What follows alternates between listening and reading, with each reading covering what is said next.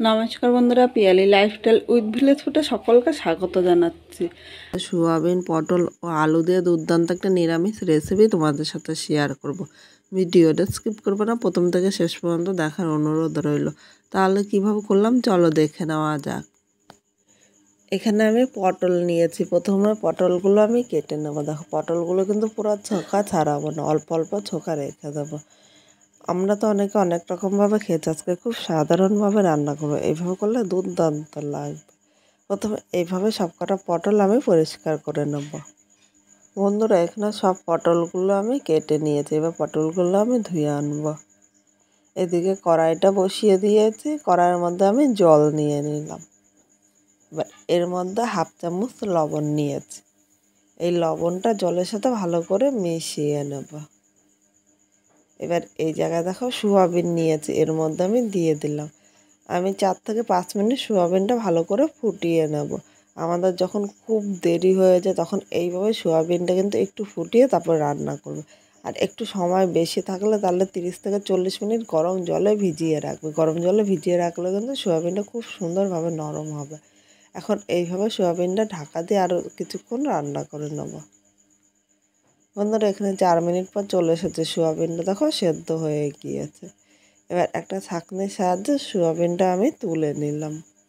পুরো জলের থেকে কিন্তু এইভাবে ভালো করে তুলে নিতে হবে। আর এই সোয়াবিনটা তুলে সাথে সাথে ঠান্ডা জলের মধ্যে দিয়ে দেবো, কারণ সোয়াবিনটা সেদ্ধ করে নেওয়া হয়েছে, তাই আলাদা করে কিন্তু আর ভিজিয়ে রাখতে হবে না। এই জলের মধ্যে আমি নিয়ে নিলাম। এখানে সব সোয়াবিনগুলো নেওয়া হয়েছে। এবার এই জলের মধ্যে থেকে সোয়াবিনগুলো আমি একদম জল নিগড়িয়ে তুলে নেব। ঠান্ডা জলে দেওয়াতে সোয়াবিনটা কিন্তু আর গরম থাকবে না, তাই এইভাবে সাথে সাথে তোমরা কাজটি করে নিতে পারবে। এখানে দেখো আমার সব সোয়াবিনগুলো নেওয়া হয়ে গিয়েছে। এদিকে কড়াইটা পরিষ্কার করে আবারও কড়াইটা বসিয়ে দিলাম। এবার এর মধ্যে আমি সর্ষের তেল নিয়ে নিয়েছি। তেলটা প্রথমে ভালো করে গরম করে নিতে হবে। তেলটা গরম হয়ে গিয়েছে। এবার এই জায়গায় আমি ছোটো চামচে 1 চামচ লবণ নিয়েছি ও হাফ চামচ হলুদ দিলাম। এই লবণ ও হলুদটা প্রথমে তেলের সাথে ভালো করে নেড়ে চেড়ে মিশিয়ে নেব। এবার এর মধ্যে আমি সোয়াবিনগুলো দিয়ে দিলাম। সোয়াবিনগুলো এর সাথে নেড়ে চেড়ে মিশিয়ে নিলাম। সোয়াবিনটা যখন ভাজবে আগে তেলের মধ্যে এইভাবে লবণ ও হলুদ দিলে সোয়াবিনের সাথে খুব সুন্দরভাবে মিশবে। ইচ্ছা করলে তোমরা পরেও দিতে পারো, কিন্তু পরে দিলে আমার মনে হয় হলুদটা এত সুন্দরভাবে সোয়াবিনের সাথে মিশবে না। এখন মিডিয়াম আগুনে সোয়াবিনগুলো হালকা লাল করে ভেজে নেব। আর এইভাবে ভেজে নিলে সোয়াবিনটা খেতে কিন্তু দুর্দান্ত লাগবে। বন্ধুরা, এখানে সোয়াবিনটা ভাজা হয়ে গিয়েছে। এবার আমি তুলে নিলাম। আর এর থেকে বেশি ভাজবো না, এর থেকে বেশি ভাজলে কিন্তু খেতে ভালো লাগবে না। কড়াইতে আবার আমি 2 চামচ সর্ষের তেল নিয়ে নিলাম। এবার তেলটা আবার ভালো করে গরম করে নিতে হবে। এখন এর মধ্যে আমি পটলগুলো নিয়ে নিলাম। এবার এর মধ্যে স্বাদ অনুযায়ী লবণ নিয়েছি ও হাফ চামচ হলুদ দিলাম। হলুদ ও লবণটা পটলের সাথে নেড়ে চেড়ে মিশিয়ে পটলটা মিডিয়াম আগুনে হালকা লাল করে ভেজে নেব। এখানে হলুদ ও লবণটা আগে দিয়েছি, তাহলে পটল ভাজার কালারটা সুন্দর হবে। এখানে হলুদটা ইচ্ছে করলে তোমরা পরেও নিতে পারো। এইভাবে মিডিয়াম আগুনে 3 থেকে 4 মিনিট পটলটা লাল করে ভেজে নিচ্ছি।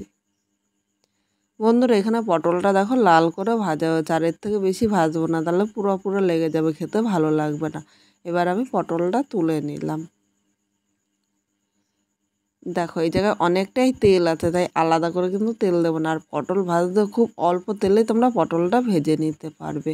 এই তেলের মধ্যে একটা শুকনো লঙ্কা ও একটা তেজপাতা আমি সম্বাদ দিয়েছি। এর সাথে আমি সামান্য একটু হিং দিলাম। যেহেতু নিরামিষ রান্না করছি, একটু হিং দিলে খেতে দুর্দান্ত লাগবে। এবার 1 সেকেন্ড আমি ভেজে নেব। 1 সেকেন্ড ভেজে নিয়েছি। এবার এখানে দেখো আদা, কাঁচা লঙ্কা ও জিরা একসাথে আমি পাটায় বেটে নিয়েছি। আর আজকে আমি কিন্তু কাঁচা লঙ্কা দিয়ে করছি। আর কাঁচা লঙ্কার পরিবর্তে তোমরা শুকনো লঙ্কাও নিতে পারো। এবার এর মধ্যে মশলাটা নিয়ে নিলাম। এখন মশলাটা সব কিছুর সাথে নেড়ে চেড়ে মিশিয়ে নেব। এবার এর সাথে আমি মাঝারি সাইজের একটা টমেটো কুচি নিয়েছি। এর মধ্যে আমি লবণ নিয়ে নিলাম। এই মশলা কষাতে কষাতে টমেটোটাও কিন্তু মশলার সাথে মিশে যাবে। যেহেতু লবণ দিয়েছি, আর লবণ দিলে টমেটোটা কিন্তু তাড়াতাড়ি মিশে যায়। মিডিয়াম আগুনে এই মশলাটা আমি 4 থেকে 5 মিনিট কষিয়ে নেব। আর মশলা কষানো যত সুন্দর হবে এটা খেতে কিন্তু ততটাই সুস্বাদু লাগবে।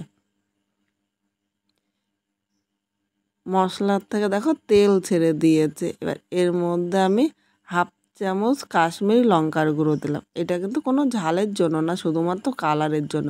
আমি ঝালের জন্য এই জায়গায় 5টা কাঁচা লঙ্কা নিয়েছি। তোমরা যদি একটু ঝাল আর একটু পছন্দ করো তাহলে একটু লঙ্কার গুঁড়ো নিতে পারো। এর সাথে হলুদ নিয়ে নিলাম ও স্বাদ অনুযায়ী লবণ নিয়েছি। আবার এর সাথে নেড়ে চেড়ে মিশিয়ে নিলাম। এবার সামান্য একটু জল দিয়ে মশলাটা কষিয়ে নেব। এইভাবে অল্প অল্প করে দিয়ে মশলাটা কষালে মশলা কষানো যত সুন্দর হবে এটা খেতে কিন্তু ততটাই ভালো লাগবে। বন্ধুরা এখানে দেখো মশলাটা কষানো হয়ে গিয়েছে আর মশলা থেকে তেলও ছেড়ে দিয়েছে।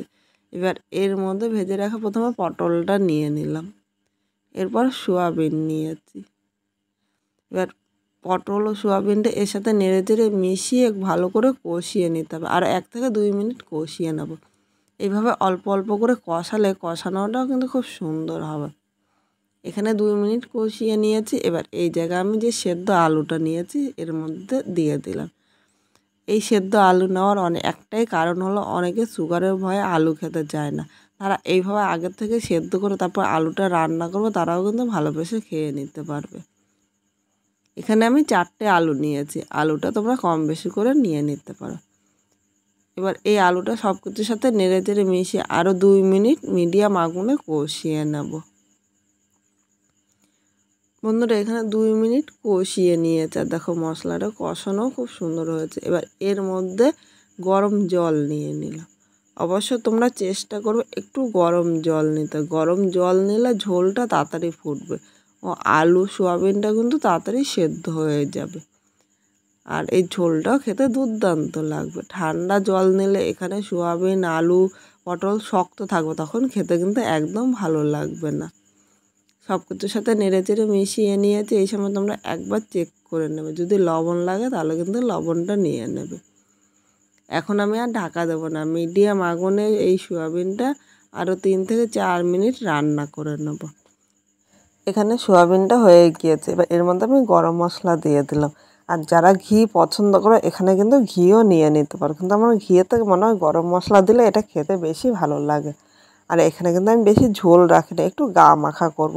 কারণ গা মাখা আমার কাছে বেশি ভালো লাগে। আজকে আমি রুটি দিয়ে খাবো, তার জন্য এইভাবে রান্না করলাম। তোমরা ইচ্ছে করলে গরম ভাত দিয়েও খেতে পারো, খেতে কিন্তু দুর্দান্ত লাগবে। এখানে গরম মশলাটা মিশিয়ে নিয়েছি। এবার 1 মিনিট স্ট্যান্ডিং টাইমে আমি রেখে দিলাম। 1 মিনিট পর নামিয়ে নিয়েছি। আর এইভাবে করলে রুটি পরোটা বা গরম ভাত দুটোর সাথে কিন্তু দুর্দান্ত লাগবে। তাহলে তোমাদের কীরকম লাগলো কমেন্ট করে জানাতে কিন্তু ভুলো না।